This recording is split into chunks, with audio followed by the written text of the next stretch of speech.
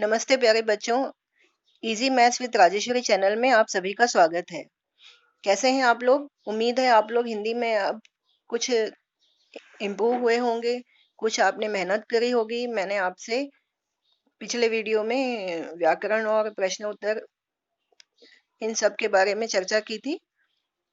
मैंने देखा है कि आपके जो मुस्कान पाठ्य पुस्तक है उसमें कई तरह के व्याकरण के प्रश्न हैं जो काफी दिलचस्प हैं, काफी इंटरेस्टिंग हैं और आप लोगों को वो प्रश्न सॉल्व करने में, उनका हल निकालने में काफी मजा आएगा। इसीलिए मैंने सोचा कि हम इन व्याकरण के जो प्रश्न हैं उनको ही आज सॉल्व करते हैं। तो आज मैं आपके लिए एक ऐसा प्रश्न लाई हूँ जो बहुत ही जरूरी है, जिससे आपकी हिंदी भी इम्प्रूव होगी। आप हिंदी लिखने में, सोचने में काफी इम्प्रूवमेंट आएगा आप में। जो है वाक्यों में प्रयोग। वाक्यों में प्रयोग हम तीसरी कक्षा से ही सीखते हैं और हमें आगे बड़ी कक्षाओं में भी काफी इस्तेमाल होता है। अगर हम कोई नया शब्द पढ़ते हैं तो उसे हम वाक्य में कैसे इस्तेमाल करेंगे, ये बहुत जरूरी होता है। क्योंकि अगर हम कोई नया शब्द पढ़ते हैं और हम उसका इस्तेमाल ना करें तो वो किसी काम का नहीं होता।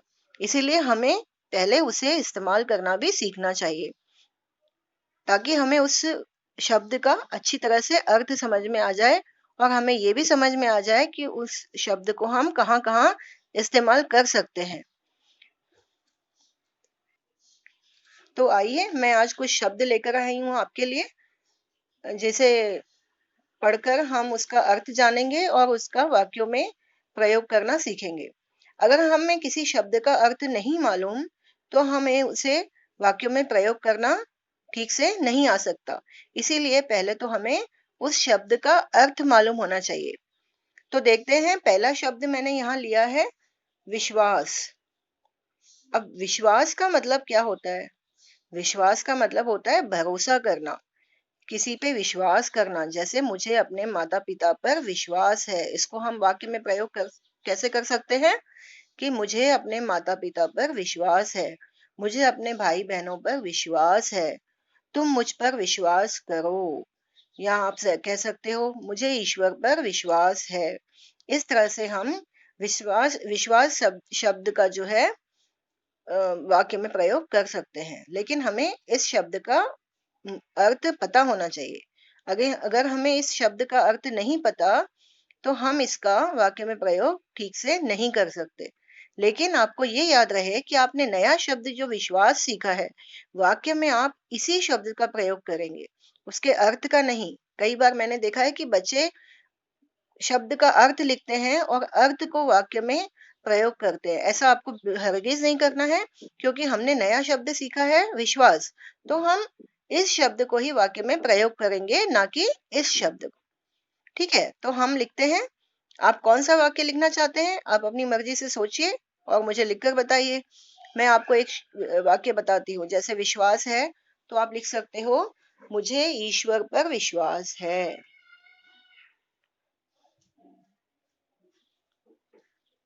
ठीक है, मैं ऐसे लिखूं ताकि आपको अच्छा साफ दिखाई दे। मुझे ईश्वर ईश्वर मुझे ईश्वर पर विश्वास है। ठीक है, अब हमने विश्वास कहाँ इस्तेमाल किया है, वहां पर हम उसे रेखांकित करेंगे ताकि हमें पता चले कि हमने वो शब्द कहाँ इस्तेमाल किया है। या आपकी अध्यापिका जी जब आपके पेपर्स चेक करती हैं तो उन्हें पता चले कि आपने शब्द कहाँ इस्तेमाल किया है, जो हमें साफ साफ दिखाई दे यहाँ पर। इसीलिए हमें उसे रेखांकित करना चाहिए। ठीक है, अब दूसरा शब्द देखते हैं बुद्धिमान। बुद्धिमान का मतलब होता है होशियार। हाँ, जो कोई भी काम दिमाग से करता हो, होशियारी से सोच समझ कर कोई कदम उठाता हो, हाँ, पढ़ाई में भी तेज हो, तो वो होता है बुद्धिमान। ठीक है, इसका अर्थ हम लिख सकते हैं होशियार। तो बुद्धिमान का वाक्य बताइए।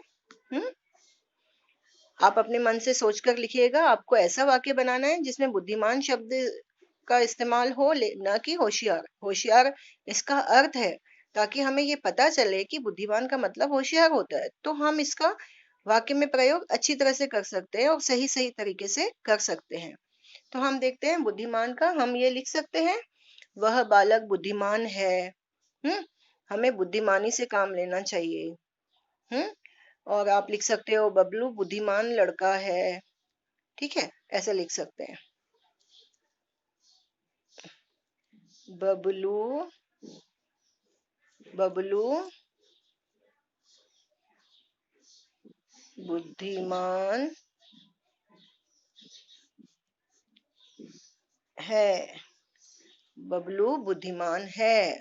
अब हमें किसे रेखांकित करना है बताइए? बुद्धिमान को, है ना। हमने बुद्धिमान का वाक्य प्रयोग किया ना, बबलू बुद्धिमान है। मैं आपको आसान आसान शब्द बता रही हूँ जो आपको लिखना आ सकते हैं, इसीलिए अगर मैं आपको कठिन शब्द बताऊंगी, वाक्य कठिन बताऊंगी, तो आप लिख नहीं पाओगे। इसीलिए मैं आसान भाषा में आपको बता रही हूँ ताकि आप लिख सको। आगे है तीसरा शब्द, कोशिश। कोशिश क्या होता है? जैसे टीचर कहती है ना, अगर आपको कोई प्रश्न का उत्तर नहीं आता है या आपको कोई मैथ्स का सम नहीं आता है, तो टीचर जी कहती हैं कि कोशिश करो, कोशिश, दोबारा कोशिश करो। कोशिश का मतलब होता है प्रयत्न करना, प्रयत्न करना, दोबारा प्रयत्न करना, तिबारा प्रयत्न करना। हमें कोई चीज नहीं आती है तो हम बार बार उसे फिर करने की कोशिश करते हैं। ठीक है, तो कोशिश का मतलब होता है प्रयत्न करना। हमें हिम्मत नहीं हारनी चाहिए। अगर हमें कोई चीज नहीं आती तो हमें उसे कोशिश करनी चाहिए। ठीक है, तो कोशिश का मतलब होता है प्रयत्न। अब कोशिश का वाक्य बताइए।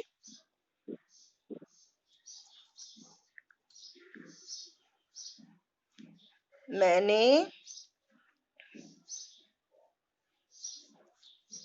अच्छे अंक लाने की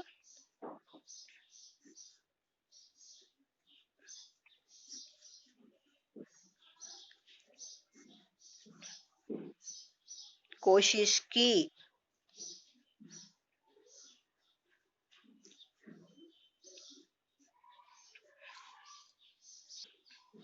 मैंने अच्छे अंक लाने की कोशिश की, मतलब मैंने बहुत पढ़ाई की, बहुत मेहनत की ताकि मुझे अच्छे अंक आ सकें। तो हमने कोशिश कहाँ इस्तेमाल किया है, उसको रेखांकित करते हैं यहाँ पर। ठीक है, अगला शब्द है अभिमान। अभिमान माना होता है घमंड। घमंड मतलब समझते हैं आप? जैसे किसी को बहुत घमंड होता है कि अरे मेरे पास तो कार है, मैं तो बहुत ही अमीर हूँ, मेरे पास कार है, मैं, बाकी सब मेरे से छोटे हैं, इस तरह से घमंड। या आप अगर क्लास में अव्वल आते हो, प्रथम आते हो, तो मैं तो प्रथम आता हूँ, मैं तो बहुत होशियार बच्चा हूँ, और आप किसी की मदद ना करें, इस तरह से आपको घमंड हो जाता है। तो ये घमंड नहीं करना चाहिए। ठीक है, हमें अभिमान नहीं करना चाहिए। हमें हमेशा सबसे नम्रता से ही रहना चाहिए। हमें किसी भी चीज का घमंड नहीं करना चाहिए कि मेरे पास ये है, या मैं ऐसा हूँ, या मैं वैसा हूँ। ठीक है, अपने ही बारे में अच्छा अच्छा बोलकर घमंड नहीं करना चाहिए। तो अभिमान का मतलब होता है घमंड। तो अभिमान का वाक्य कैसे बनाएंगे हम? हमें कभी अभिमान नहीं करना चाहिए। चलिए लिखते हैं, हमें कभी भी अभिमान नहीं करना चाहिए। मैंने आपसे पहले ही कहा कि मैं जो है बहुत ही आसान भाषा में वाक्य बना रही हूँ ताकि आप लोगों को लिखने में दिक्कत ना आए। अब हमने अभिमान कहाँ इस्तेमाल किया है, वहां पर हम रेखा खींच देंगे, रेखांकित कर देंगे। ठीक है, अब देखिए दूसरा शब्द जो है मूर्ख। मूर्ख का मतलब तो सभी को पता है, जो बेवकूफ होते हैं उन्हें मूर्ख कहते हैं। ठीक है, जैसे हम, कोई हमें कुछ बात ऐसी कहता है उल्ट पटांग, तो हम कहते हैं अरे यार बेवकूफ मत बनो, मूर्ख मत बनो। ठीक है, तो मूर्ख का आप वाक्य में प्रयोग कर सकते हो, या वह बहुत ही मूर्ख बालक है ना। तो इस तरह से आप वाक्यों में प्रयोग कर सकते हो मूर्ख का। तो यहाँ पर मैं एक वाक्य बनाऊंगी। इसमें हम लिखेंगे, जैसे आप किसी से कहते हो कि मूर्ख मत बनो, मूर्ख मत बनो। ठीक है, ऐसा कोई काम ना करो मूर्खता का, ताकि आपकी जग हसाई हो। तो मूर्ख मत बनो। तो हमने कहा वाक्य को इस्तेमाल किया है, शब्द को वाक्य में, यहाँ पर तो उसे हम रेखांकित कर देंगे इस तरह से। ठीक है, तो अगला शब्द देखते हैं हम, संसार। संसार का मतलब तो सभी को पता है, संसार का मतलब होता है दुनिया। ठीक है, तो संसार का मतलब दुनिया तो सबको पता है। अब इसका वाक्य कैसे बनाएंगे बताइए। इसका वाक्य ऐसे बनेगा, जैसे कि संसार में कई तरह के जीव जंतु हैं, है ना। तो इस तरह से आप लिख सकते हैं कि इस संसार में कई जीव जंतु हैं। इस संसार में कई जीव जंतु हैं। देखिए ये त है। ठीक है, इस संसार में कई जीव जंतु हैं। अब हमने संसार का इस्तेमाल कहाँ किया, वाक्य में शब्द का, यहाँ पर आप रेखांकित कर दीजिए। इस तरह से आप चाहे तो ये वाक्य लिखिए, या आप अपनी कोशिश करके आप दूसरे वाक्य भी लिख सकते हैं। आप अपने मन से अलग अलग तरह के वाक्य बनाकर भी लिख सकते हैं। हाँ, जो आपको आसानी लगे उस तरह से आप वाक्य बना सकते हैं। जैसे मैंने यहाँ बनाया है, इस संसार में कई जीव जंतु हैं, या मूर्ख मत बनो, हमें कभी भी अभिमान नहीं करना चाहिए। इस तरह से वाक्य लिखें, या आप अपने मन से दूसरे कोई वाक्य लिखें। ठीक है, अब हमारा अगला शब्द है अधिकार। अधिकार मतलब हक जमाना, किसी पे हक जमाना। जैसे आप अपने छोटे भाई बहनों पे अधिकार जमाते हो, वो आपके छोटे भाई बहन है, आप अधिकार से उनसे कुछ चीज ले लेते हो, या आप उन्हें काम कहते हो कि ये करो वो करो, अधिकार जमाते हो ना। जैसे हमारे माता पिता का हम पर अधिकार है, तो वो हमें अपने अधिकार से कहते हैं, बेटा ये मत करो, बेटा ऐसा करो।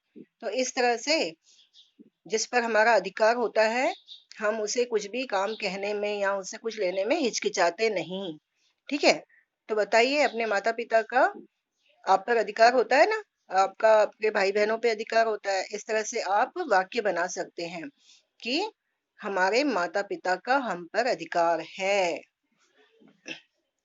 लिखिए अब, हमारे माता पिता का हम पर अधिकार है। ठीक है, हमारे माता पिता का हम पर अधिकार है। अब हमने अधिकार शब्द का इस्तेमाल किया, उसको आप रेखांकित कर दीजिए। अगला है अधिक। अधिक माना ज्यादा। ठीक है, मैं अधिक खेलता हूँ, मुझे अधिक पैसे चाहिए। अधिक माना ज्यादा। ठीक है, हमें अधिक आराम करना चाहिए, हमें अधिक नहीं खाना चाहिए। हाँ, जैसे कि आपने अधिक खा लिया तो क्या होगा बताइए, आप मोटे हो जाएंगे ना। हाँ, इसीलिए हमें अधिक नहीं खाना चाहिए, हमें जितनी जरूरत है उससे थोड़ा कम ही खाना चाहिए, ताकि हमारा स्वास्थ्य अच्छा रहे। जैसे हम 2 रोटी खाते हैं तो हमें 1.5 रोटी खानी चाहिए। थोड़ा कम खाने से हमारा स्वास्थ्य ठीक रहता है, लेकिन अगर हम अधिक खा लेते हैं तो हमें प्रॉब्लम हो जाती है, हमें बदहजमी हो जाती है, या फिर हम मोटे हो जाते हैं। इस तरह से नुकसान होता है। तो ठीक है, यही वाक्य लिखते हैं हम, हमें अधिक नहीं खाना चाहिए। हमें अधिक नहीं खाना चाहिए। ठीक है, अब अधिक को हम रेखांकित करेंगे, तो ये हो गया, हमें अधिक नहीं खाना चाहिए। अब है नुकसान। नुकसान मतलब होता है हानि, नुकसान हो जाना। मेरा पढ़ाई में नुकसान हो गया, मेरे पास पुस्तक नहीं थी तो मेरा पढ़ाई में नुकसान हो गया। कोरोना आने से बच्चों का पढ़ाई में नुकसान हो गया। इस तरह से नुकसान का आप वाक्य बना सकते हैं। तो चलिए लिखते हैं, कोरोना के कारण बच्चों की पढ़ाई का, देखिए ये ई है, पढ़ाई का नुकसान हो गया। बच्चों की पढ़ाई का नुकसान हो गया। इस तरह से आप नुकसान का वाक्य बना सकते हैं। अब अगला है खिलाफ। खिलाफ या तो फिर, अब देखिए मैंने यहाँ पर नुकसान को रेखांकित नहीं किया, ठीक है। खिलाफ का मतलब होता है विरोध, विरोध करना। अगर कोई कुछ बोलता है, हमें वो बात पसंद नहीं आती तो हम उसका विरोध करते हैं, नहीं ऐसा नहीं, ठीक है। इस तरह से खिलाफ मतलब होता है विरोध करना। हमें किसी की बात पसंद नहीं आती हो तो हम उसके खिलाफ बोलते हैं, नहीं हमें वो जो कह रहा है वो सही नहीं लगता है ना, इस तरह से हम उसका विरोध करते हैं। तो खिलाफ, उसका वाक्य हमने शब्द कौन सा सीखा, खिलाफ। उसका मतलब क्या होता है, विरोध। और उसका वाक्य हम कैसे बनाएंगे, बताइए। हमें अपने माता पिता का विरोध नहीं करना चाहिए, ठीक है। इस तरह से हमने वाक्य बना दिया, ठीक है। अब विरोध को हमने रेखांकित कर दिया। अरे मैंने ये क्या कर दिया, देखिए विरोध शब्द नहीं इस्तेमाल करना है आपको, खिलाफ इस्तेमाल करना है, ठीक है। आप विरोध नहीं लिखेंगे, विरोध तो उसका मतलब होता है। हमें जो शब्द हमने नया सीखा है ना, खिलाफ, हमें खिलाफ इस्तेमाल करना है, ठीक है। खिलाफ नहीं, हमें अपने माता पिता के खिलाफ नहीं बोलना चाहिए। अब आप, मैंने ये शब्द बदल दिया तो वाक्य भी बदल जाएगा, ठीक है। हमें अपने माता पिता के खिलाफ नहीं बोलना चाहिए, ठीक है। इस तरह से आपको उसका अर्थ इस्तेमाल में नहीं करना है, जो हमने नया शब्द सीखा है उसे इस्तेमाल करना है। तो आपको यहाँ पर खिलाफ शब्द इस्तेमाल करना है, ना कि विरोध, ठीक है। हमें अपने माता पिता के खिलाफ नहीं बोलना चाहिए, क्योंकि वो बड़े हैं, उन्हें समझदारी है, वे हमसे होशियार हैं, उन्होंने हमारे से ज्यादा दुनिया देखी है, तो उन्हें पता होता है सही क्या गलत क्या, इसीलिए हमें उनके खिलाफ नहीं बोलना चाहिए। वो जो कहते हैं हमें मानना चाहिए उनकी बात, सही है ना। तो आप सभी को समझ में आ गया वाक्यों में प्रयोग कैसे करते हैं। हाँ, अब आपको क्या करना है, 5 शब्द अपनी पुस्तक में से ढूंढ कर, या कहीं से भी ढूंढ कर, किसी भी हिंदी कहानी की पुस्तक हो या कोई और पुस्तक हो, हिंदी के 5 ऐसे शब्द ढूंढिए जो आपको पसंद हो, नए शब्द जो आपने पहली बार पढ़े हैं। आप उनके अर्थ पता कीजिए अपने बड़ों से, या माता पिता से, या आपके भाई बहनों से, या किसी दोस्तों से। उनके अर्थ पता करके लिखिए और फिर उनका वाक्यों में प्रयोग कीजिए। और ये सारे 10 शब्द जो आज हमने सीखे हैं, उनका भी आप वाक्य में प्रयोग कीजिए। अच्छा ठीक है, अब मैं चलती हूँ, बाय बाय। आप अपना काम कंप्लीट करिएगा।